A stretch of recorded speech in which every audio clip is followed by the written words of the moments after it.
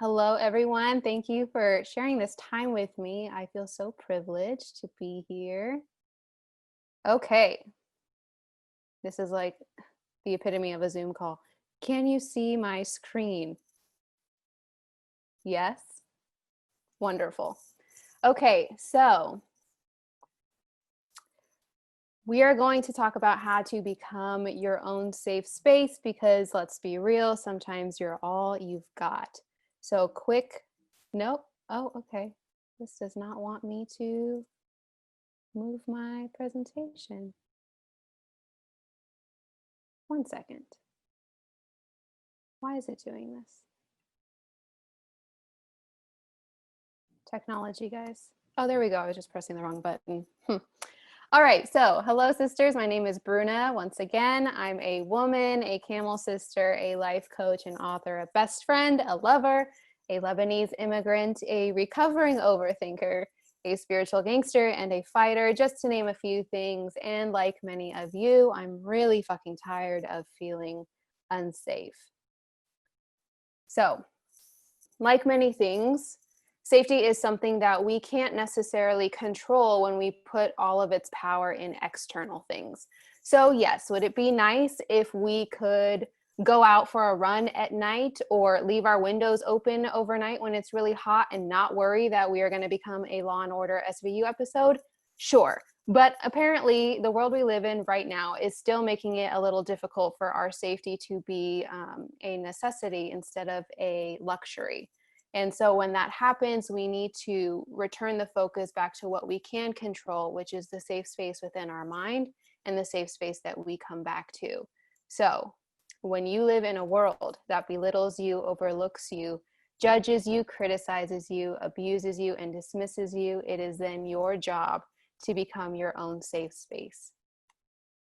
To begin that journey, we need to talk about consciousness. So what is consciousness?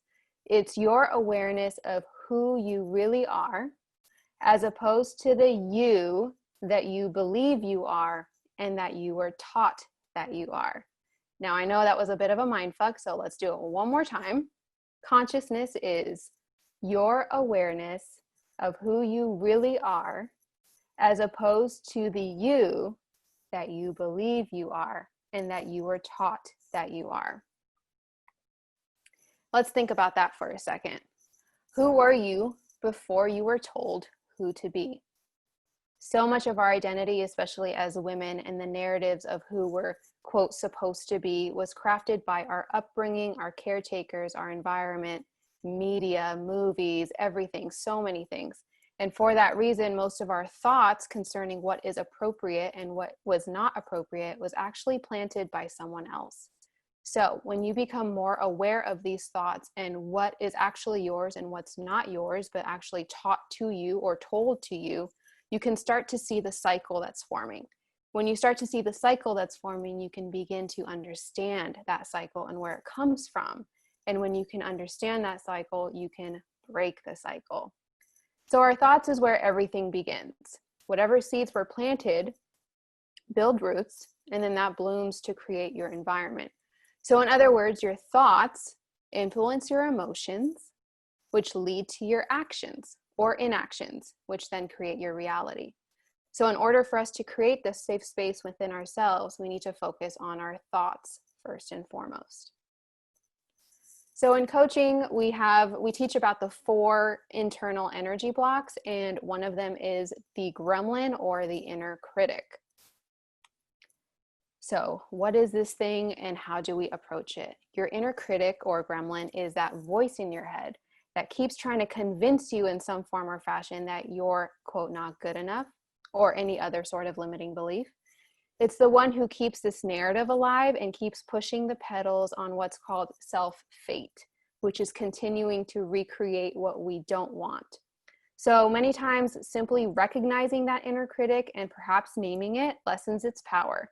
And in doing this, you discover that it's not only a part of who you are, it's only a part of who you are, not your whole identity. So in coaching, we learn that the inner critic or gremlin usually pops up around 8 or 9 years old. So maybe there is a very substantial memory or event that took place. And that's when your identity kind of started to form. And this voice started to tell you, quote, who you are. And sometimes it was negative because it was used to kind of help you aid in coping mechanisms or survival, which is exactly what it was meant to do. However, over time, we adopt those beliefs as our own and we continue that narrative instead of realizing that we are not in that environment anymore and that that is no longer true. And so that's what continues. That's the cycle that I was talking about. So how do we beat this little bitch called the gremlin? There's a couple things you can do.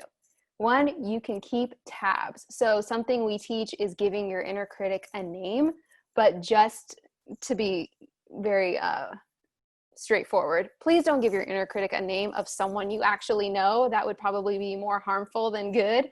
But if you notice that there is this voice that continuously tells you that you're not good enough, you're not smart enough, you're not pretty enough, or any other limiting beliefs, give it a name, just a generic name, not of someone that you know, and call them out when necessary. So if I took on a project and it didn't go well, and then I come home and I just start beating myself up, and I'm like, oh, there it is, Bruna, there you go again. You weren't smart enough. I don't know why you tried to do that. You don't know what you're talking about. You should just give up. Why do you keep doing this? Just let it go, all these things. Then I can be like, oh, Molly's here. And then you already, that separation is already identified. So it's no longer you speaking these so-called truths to yourself. You acknowledge that these are thoughts that are just being cultivated from something that happened a long time ago, and you're the one that's keeping it alive by accepting these thoughts as truth. So then I can be like, you know what, Molly, I hear you, but that doesn't resonate with me, and I did my best and I'm happy with what happened, so there's no need to go there. Also, women's intuition. We are always told about how strong our intuition is, so don't rule that out. Our intuition is one of our greatest superpowers. So take notice if your intuition is pinging you. Figure out where in your body it's trying to tell you that something's off, and pay attention to that. Like any other muscle, your intuition becomes stronger as you use it. So when it is trying to get your attention, listen. And like I just mentioned, become an observer of your thoughts, not the owner of your thoughts. Just because a thought comes up doesn't mean it's automatically true. So challenge it, question it, which in turn is challenging yourself in that internal dialogue. So if a thought comes up that basically tells you you ain't shit, are you just going to accept that as truth? Absolutely not. I forbid it. You're not going to do that. You're going to challenge yourself and you're going to say, okay, how true is that really? What makes me think that that's true? What's actually happening right now? What might this moment be trying to teach me? Observe, witness, don't own. Now, I wanted to touch on shame, which I mentioned because I've noticed that shame is something that a lot of women struggle with. So are you battling with the shame demon? If you are, you might have noticed that this looks like striving for perfectionism or avoiding people or situations, shutting down, isolating from others, people pleasing, wanting to disappear, self-blame, which is another huge thing that women do, anger, and codependency. If any of that resonated with you, you are not alone. Why do we struggle with shame? Well, it could be because your parents were overly concerned about what people thought. Your family kept secrets or lied to save face. Your family was judgmental or critical. Achievement was the most important thing in your household. You were raised in a religion that used shame. You were abused, you were neglected or bullied, or you've experienced trauma. So how do we begin to heal shame? There is a great, we have so many great resources on Instagram now and so many wonderful people who share their tips and tools. I put one at the top corner, Therapy for Women. Amanda White touches on shame a lot, and I've really loved her work and used it for my personal healing. So when we begin to heal shame, again, it goes back to noticing your internal dialogue. How often do you shame yourself? And what are your go-to things that you shame yourself for? Practice mindfulness in observing your thoughts instead of becoming them. Practice flexibility in your thinking. Notice where it's always black or white, because we all know there is a huge span of gray in between that we often don't touch. It's either this or that, right or wrong, good or bad. That's not realistic. Honor the gray area. Shine a light on your shame. Share with your trusted friends what you're ashamed of and create a connection over that. Also, break through avoidance by taking steps to build confidence within yourself. Keep small commitments to yourself each day to build self-care and self-love. I do want to touch on shame a little bit, since we did mention the Playboy spread. For me, that was a big way of healing personal shame and shame that comes with being a Middle Eastern woman. I pose naked, okay? You don't do that as a Middle Eastern woman. But with that, I did it because I wanted to reclaim ownership of my body. I wanted to show that I can exude the sex appeal, the sensuality, my femininity, without it coming at the cost of giving away my dignity or my self-love, my self-care, my self-respect, and showing that these can all coexist. And so while it was very much a personal choice to heal this deep-rooted shame that I grew up with, it also was kind of a defiant way to show, family and friends that you don't get to shame me. And part of that is sticking up for your inner child, sticking up for yourself, and part of cultivating that safe space to know that, okay, I may live in a world that doesn't necessarily prioritize my well-being. Why? Who knows? I guess it makes too much sense to make sure that women are safe. But what I can count on is myself, and I can count on the fact that I'm always going to stick up for myself, and I'm always going to come to my defense when I can. And if all else fails, when I come home at the end of the day, I'm in a safe space because I've cultivated that within myself. So as I said, I'm a recovering overthinker, which means it still happens often. But when these thoughts spiral, something that I tell myself repeatedly, I take deep belly breaths and I keep telling myself, I am safe now, I am safe now, I am safe now. Because again, these thoughts create your emotions, they create your actions. And so while I could be sitting here in front of my computer screen on a Wednesday with the sun shining and there's technically nothing going on, the thoughts that I am having could very much create this sense of threat and unsafety in my body, because that's where my mind is going. And so while you may think it's just a thought, it's creating very real reactions in your body and can affect your health.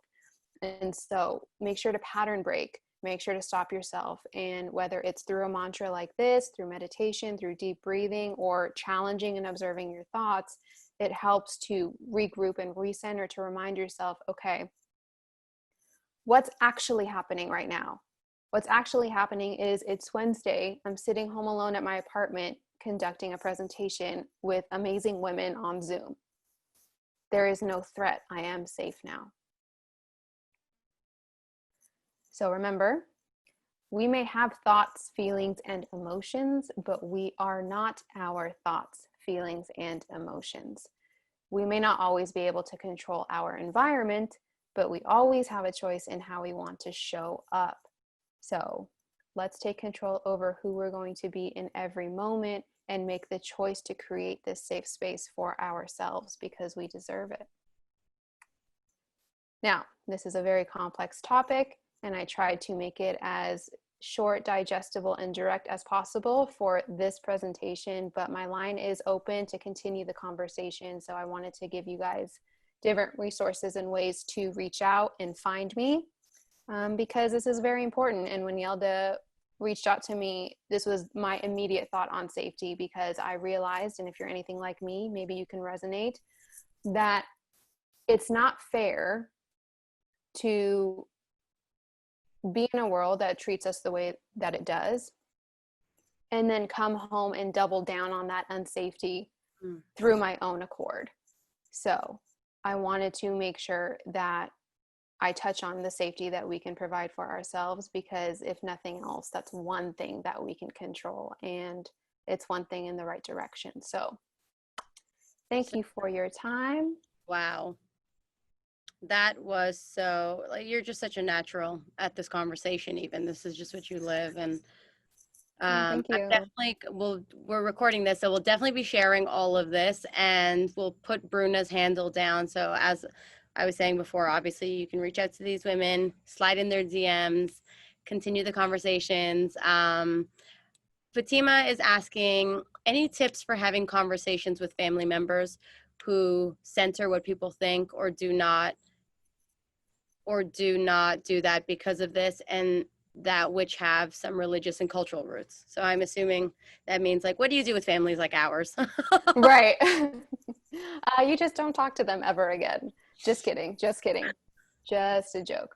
Um, Family can be very difficult, obviously. And what's worked for me is really establishing my boundaries, which is very difficult with family members, especially because they tend to feel like they have free reign over everything that has to do with you because they are family.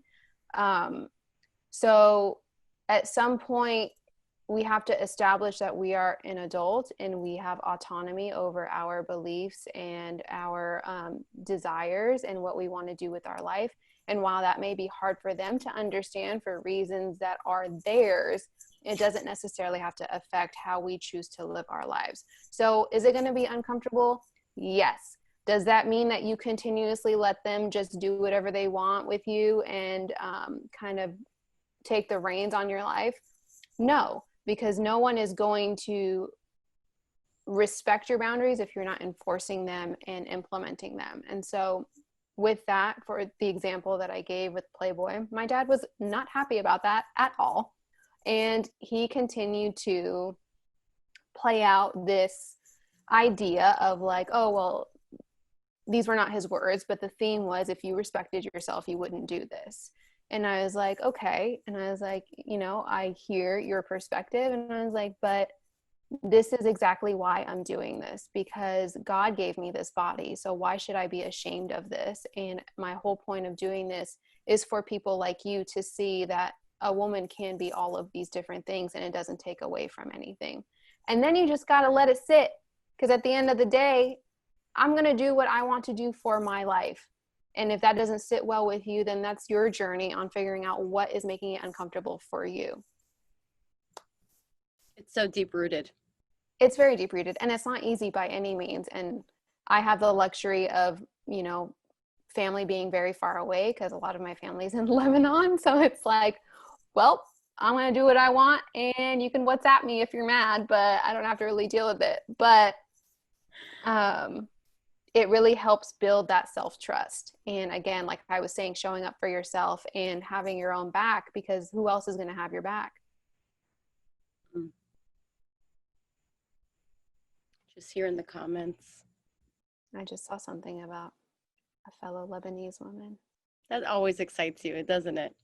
Yes, because listen, I can't wait for the day, and I hope I'm a part of this, to bring Middle Eastern culture and being Lebanese American or whatever else American into the conversation more, because right now we don't see a lot of Middle Eastern representation.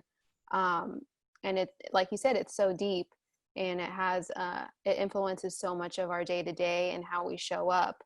And it's like, as much as we want to celebrate and admire our culture, because it is beautiful culture, there's a lot of it that is very toxic and harmful when we try to kind of break free into our own. I also like how you referenced it as the gremlin that you name, because I've treated that gremlin as the authority so many times. Yeah, I same. like you named it Molly, and I'm now going to think of what I'm going to name that voice, because it's usually like my parents' voice or my culture's voice, Exactly. or yeah. Yeah, and that's the crazy thing, is sometimes when you really sit and think about it, you realize that is someone's voice. Sometimes it's a specific person who's saying all these things. And so for me, it was my dad. A lot of my inner critic statements was my dad, but I've been replaying it for so long in my head that it took on my voice. And so I thought that it was then me, when it's really like, oh no, it's not me, it's someone else. And if it's someone else, then I have the power to no longer allow them to speak to me that way. And I think as women too, we're so hard on ourselves. And it's like something I keep trying to remind myself is, if my best friend came to me with what's going on with me, how would I treat them? And 10 out of 10, I would not talk to them the way I talk to myself. I'm very much harder on myself. And then you ask yourself, why? Why are you the exception to not receiving the compassion and love that you so graciously give other people? And learning how to kind of practice that with yourself too. Reed sends a question about, could that inner critic just be correct? And I think that that's a good question, in that, like, how do we know the difference between the inner critic and the woman's intuition? How do you start practicing the muscle of knowing the difference? It's tricky for sure. It's something I've struggled with as well. I think something I use as kind of like a meter to gauge that is, my intuition is conscious based, right? So my intuition is not necessarily holding me back from something or holding me or making me feel less than. It's pushing me towards something that is greater. Can there still be fear? Yes. Can there still be apprehension and hesitation? Yes.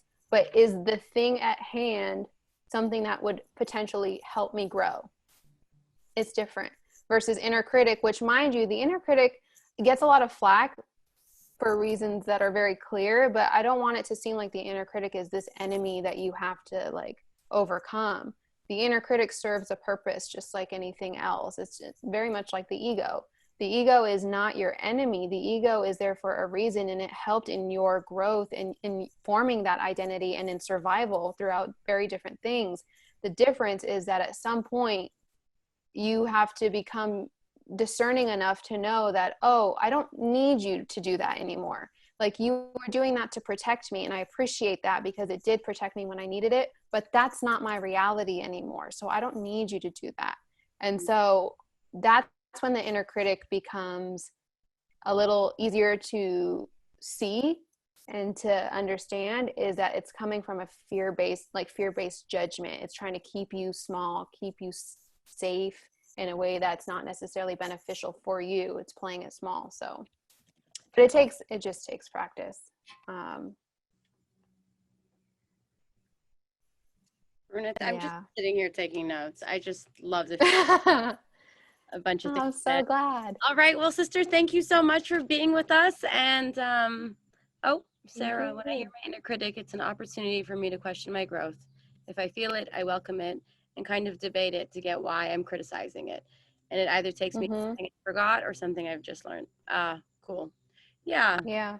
So important to be present also and remember we're not that child. Right. Because we're usually living in the past or the future, which is why we get anxious and worry. So if you're present, which is why I was mentioning, like, another thing I do is activate the senses, right? So what am I seeing? What am I smelling? What am I touching? You know, all these different things to remind myself that I'm here right now, bring myself back to this moment. Because that's all we got is this moment. So I am here right now. I love that. Sister, thank yeah. you. Thank you. Thank Thank you you for also all for your serving time. space for others.